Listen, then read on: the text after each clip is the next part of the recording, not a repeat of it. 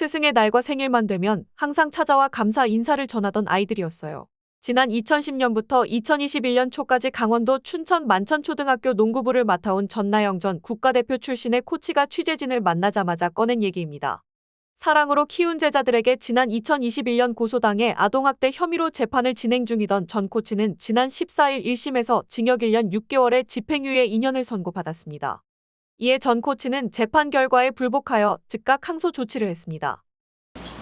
저는 이 결과에 대해서 저 스스로 인정하기가 좀 받아들이기가 좀 어렵고 힘들고요. 그리고 다시 항소를 해서라도 이 아이들이 진짜 진심으로 저를 고소를 해서 이 사건이 이렇게 된 건지 아니면 다른 이유가 있는 건지 이 사건을 제대로 좀 다시 처음부터 다시 다 알려서 다시 한 번 더 파헤쳐보고 다시 결과를 다시 받았으면 좋겠습니다. 그 아이들도 아마 오늘 결과가 어떻게 나왔는지 아마 궁금해할 것 같아요. 그러면서도 한편으로는 좀 신경이 많이 쓰일 것도 같고 그 학생들도 그런 걸 감당하고 이 일을 시작하지 않았을까요? 아마 운동을 그만두고 끝까지 아마 계속 기억이 남을 것 같아요. 저에 대한 이런 사건들을.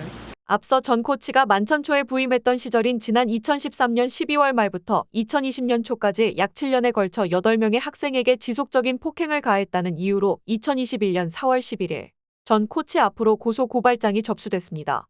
특히 전 코치를 고소한 학생 8명 중 1명은 전 코치의 처벌을 원하지 않는다고 진술했으며 처벌을 원한다고 진술한 나머지 7명 중 2명은 강원도 춘천에 위치한 A여고 출신이면서 현재 여자 프로농구팀에 소속되어 있는 선수인 것으로 알려져 화제가 되고 있습니다. 전 코치의 담당 변호인 의견서에 따르면 전 코치를 고소한 학생들은 지난 2021년 4월경 경찰에서 진술할 당시 2013년도부터 2020년도까지 길게는 8년 전 코치에게 피해를 입은 정황에 대해서는 피해를 입은 날짜까지 정확히 기재하는 등 구체적으로 진술했으나 그로부터 6개월도 채 지나지 않은 2021년 10월 8일 검찰 수사관과의 통화에서는 경찰에서 어떻게 진술했는지 자세히 기억이 나지 않는다고 답했습니다. 또한 학생들은 증인신문에서 진술서 작성과 관련한 질문에 아주 기초적인 사항인 진술서를 작성한 장소에 대한 진술이 일치되지 않는 등 서로의 진술이 상반된 모습을 보이기도 했습니다.